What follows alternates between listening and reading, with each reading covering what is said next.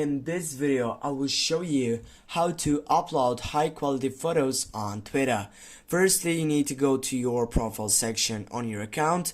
Then you need to scroll down and go for settings and privacy. When you get right over there, you need to go to the right option right here, in which if you scroll down, as you can see, you have many different sites in which you need to go for accessibility, display, and languages.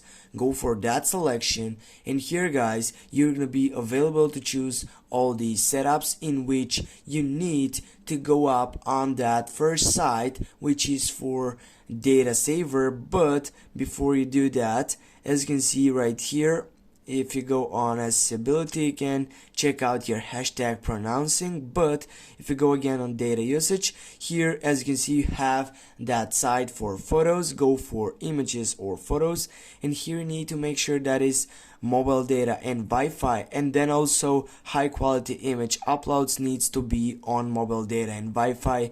If it's for never, you need to take it off to that setup.